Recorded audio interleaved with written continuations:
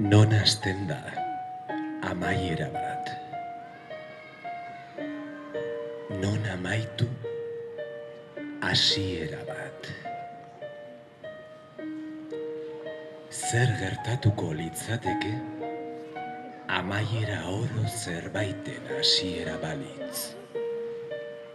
Eta hasiera oro amaiera bat. Historia erabaki bat da. Eta memoria ez da soilik norberarena. Pertsona bat hiltzen denean, bere oroitzapenek ihes egiten dute.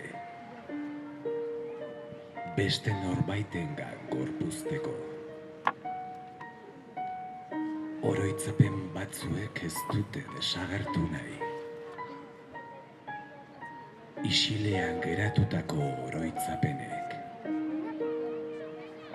Justizia eske irauten dutenek.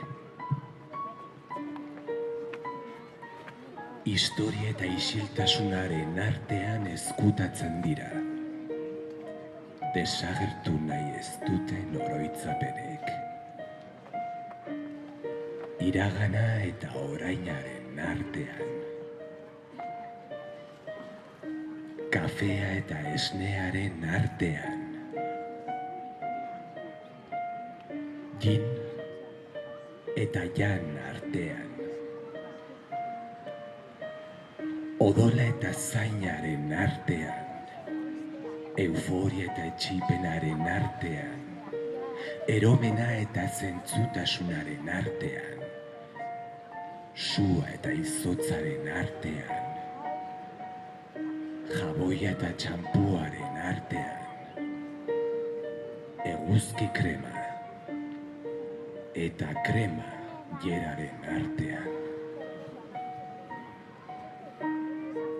Gorputza eta pentsamenduaren artean ezkutatzen dira. Desagertu nahi ez duten oroitzapenak.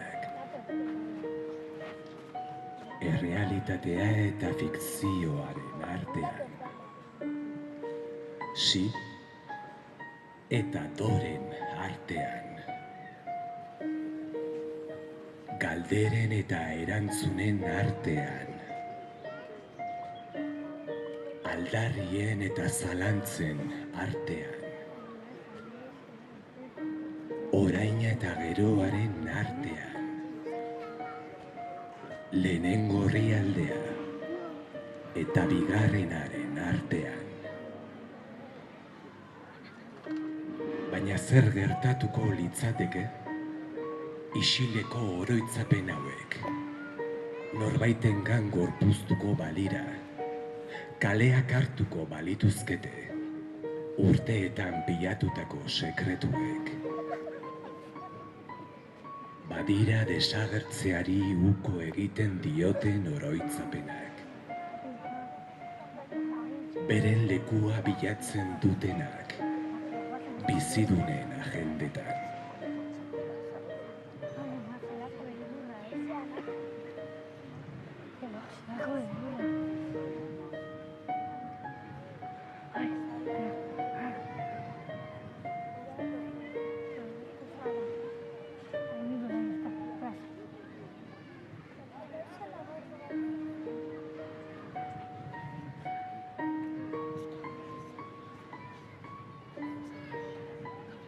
Non hasi. Non amaitzen da pertsona baten bizitza. Non hasi. Non amaitzen da herri bat. Nork imaginatu gintuen gu. Nork oroituko gaitu.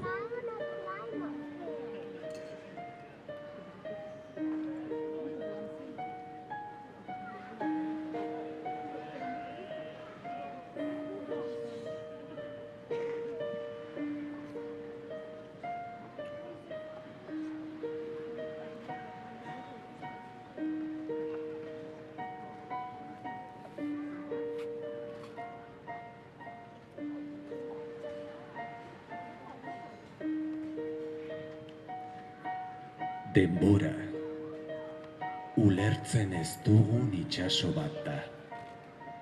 Eta madarikatzen ditugu kronometroak. Errekei buruzko metafora guztiak. Madarikatzen ditugu alegoria budistak eta alegoria nudistak. Paulo Coelhoren liburuak. Naturako dendak. Gosearekin amaitzeko musika jaialdiak.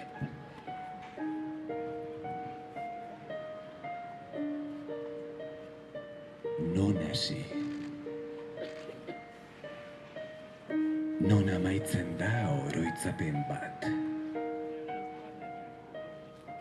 Non hasi. Non amaitzen da pertsona bat. Ez gara jainko azari, ez horixe. Ez da errenkarnazioaz ere. Noizbait, norbaitek imaginatu gintuen gu. Noizbait, okatu gintuzten mundura. Norbaitek oroituko gaitu desagertzean. Oroitzen gaituen oro, desagertzen dena arte. Batzuetan, izenak besterik ez dira geratuko. Liburuak, kale izenak, zuri beltzeko argazkiak, itxasertzeko arrokei jarritako izenak, tokariskosik gabeko biniloak, pipiak jandako altzairuak, bigarren eskuko arropak, amonaren ezkontzako soinekoak, egurrezko muletak, manikiak, pasatako greba orokorretako pankartak, aldarriz josiriko, pegatina ahaztuak, herri baten memoria, pertsona bakoitzaren puzzle zatiekin osatzen da. Memoria, ulertzen ez dugun itsaso bat da. Horregatik esaten dugu, Zambuia.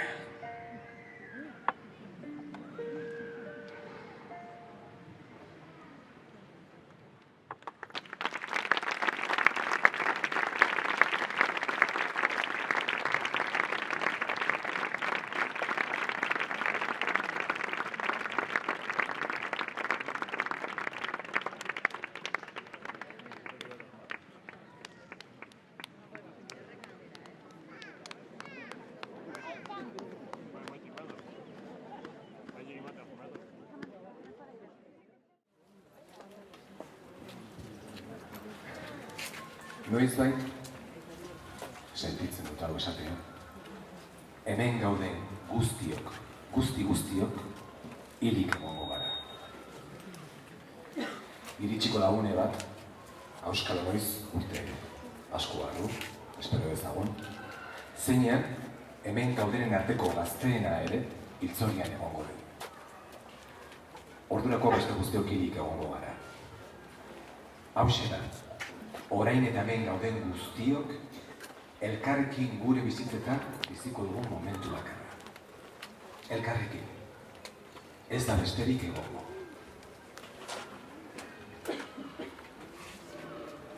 Eta iritsiko da une bat zeinean, une hau ere, ahazturaren itxasoak irentsiko duen. Gaur eta hemen gaudenen arteko azkenak, akaso gazteenak, hiltzorian denean, une hau ekarriko du akordura. Eta konturatuko da, une hau konpartitu dugun guztiok ez gaudela jada. Mundu osoan, ez dela egongo, une horretan, esaldi hau konpartitu ahal izango duen inor, gogoratzen egunura, ieko poesia egunetan. Eta une horretan, pertsona horrek, lauso bada ere, hemen gaudenon aurpegiak ekarriko ditu gogora. Eta akaso, agian, auskalo, hitz bat etorriko zailu espainetakara. Zapuia.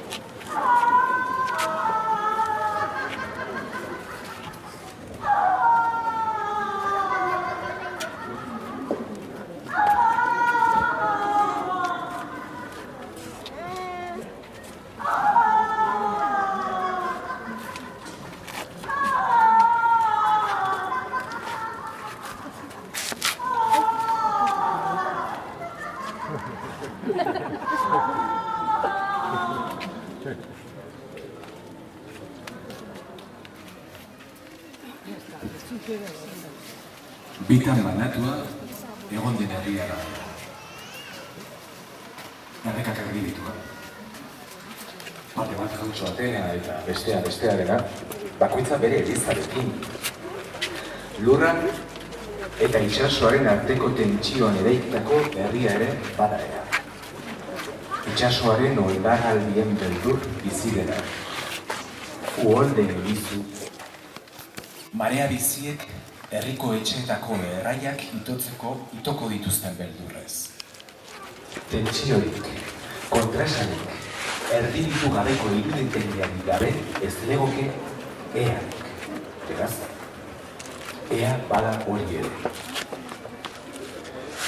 Zauria, norbere nortasunaren parte egiteko bulkada, itsasoa eta lehorra, emakumeak eta gizonak. Itsas gizonen emazteak, eta itsas gizonen emazte senarrak diren gizonak.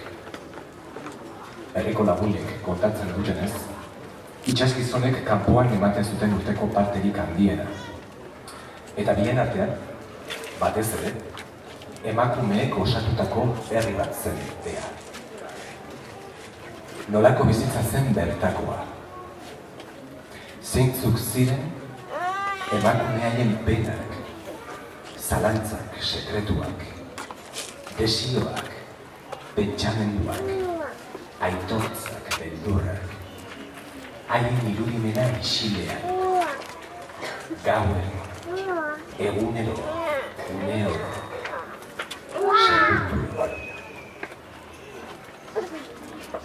Nolakoa da sexua, urtearen parterik handiena itsasoan pasa duen gizon batekin eta nolakoa da sexua, urtearen parterik handiena herrian pasa duen emakume batekin. Ez dakigu emakume haien sekretu bakar bat ere, haien pentsamendu bakar bat ere ez du oinordetzan jaso. Haien aitortza sekretuak hil ziren, entzun zituen azken pertsonarekin. Erreka batek erdibitu ditu, gizonezkoen eta emakumezkoen arteko denbora eta itsasoak estali du halaber. Gizonezko eta emakumezko banaketa horretatik at sentitu ziren ez emakumeak eta ez gizonak. Isiltasunaren azpiko isiltasuna. Haiek guztiak. Itsas gizonek eta haien emazteek eta ez bata ez bestea ez zirenek, imaginatuko altzuten gaur, hemen, gu egongo ginenik, haien sekretuak, haien pentsamenduak, haien desioak kontuan hartzen. Isiltasuna, ulertzen ez dugun itxaso bat da. Horregatik egiten dugu oihu, zanbuia.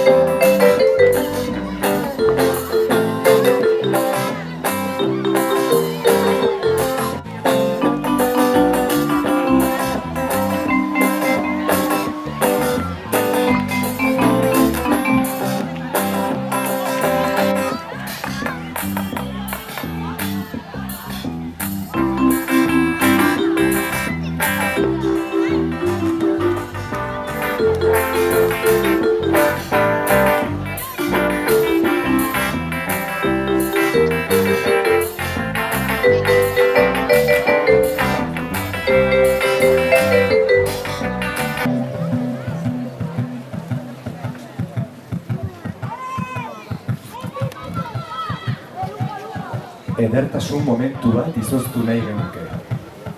Baina zilegi da edertasuna, une honetan ez gara torturatuak izaten ari, baina seguru une honetan bertan, munduko lekuren batean, norbait torturatua izaten ari dela.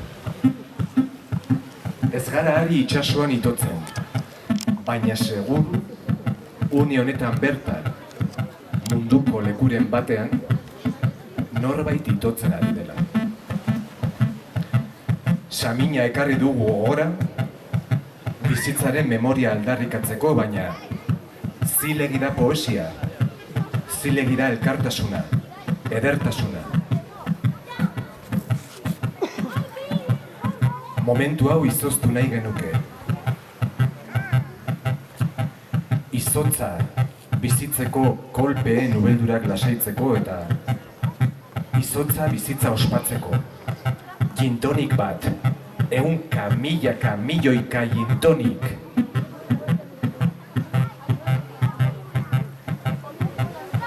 Zilegi da edertasuna, zilegi da umorea. Zer gertatuko litzateke amaierarik ez balego? Zer gertatuko litzateke gezurra balitz amaiera dutela gauzek?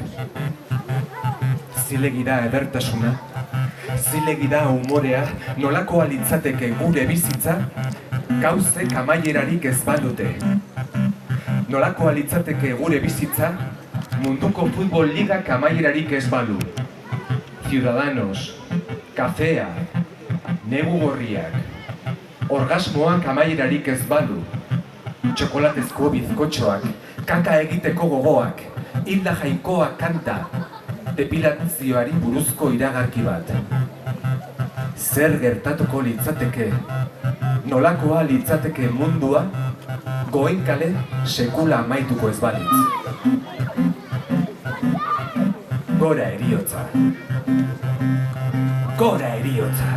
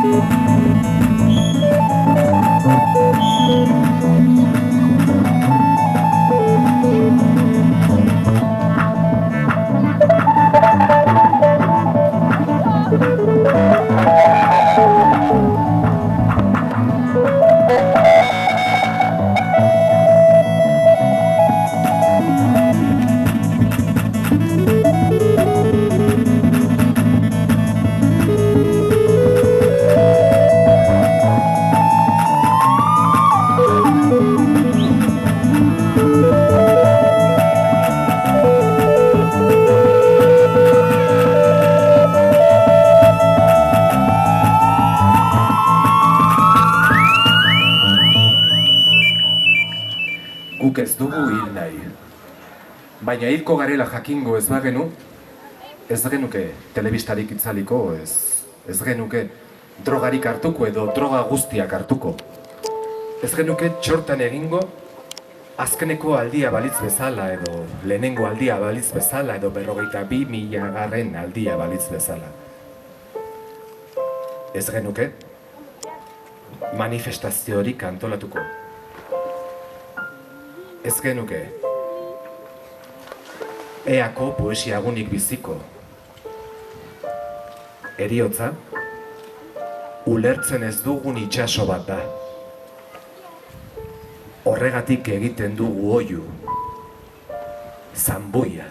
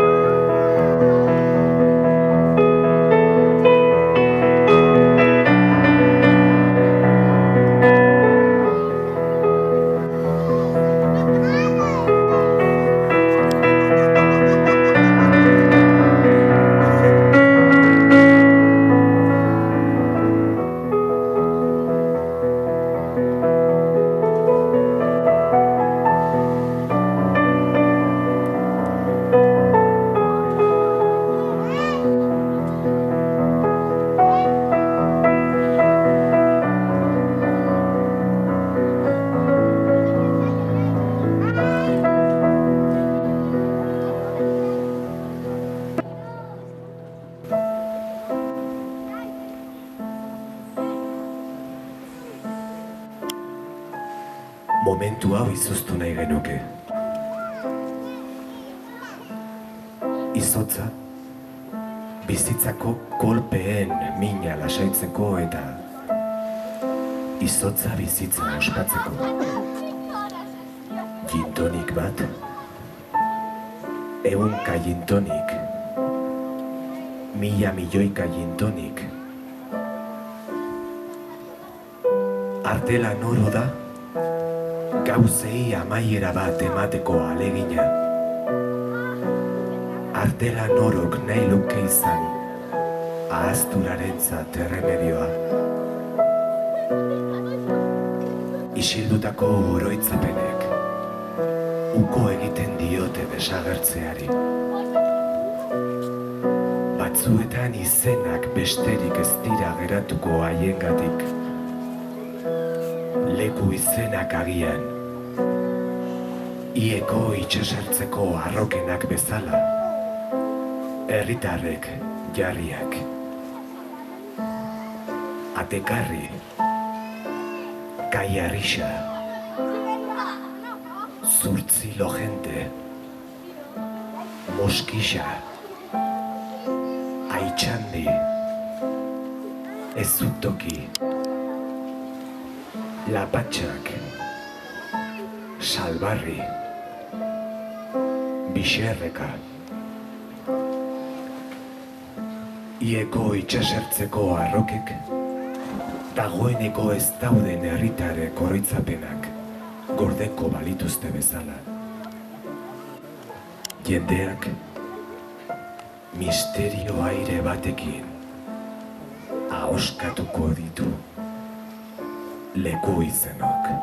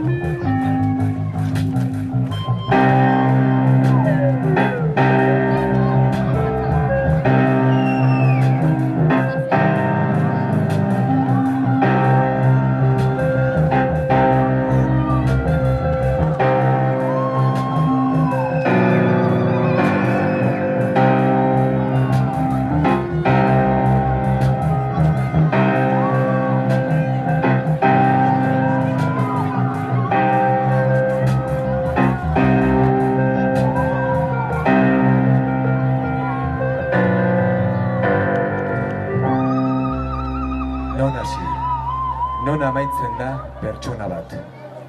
Non hasi, non amaitzen da oroitzapen bat. Agian ezerk ez du hasirarik ez amaierarik. Memoriak eztanda egiten du denboran. Une baten oihartzuna noraino jakin gabe luzatuz. Ieko haur batek, uretara salto egin eta une hori izoztu nahian, zanbuia oihukatzen duenean bezala.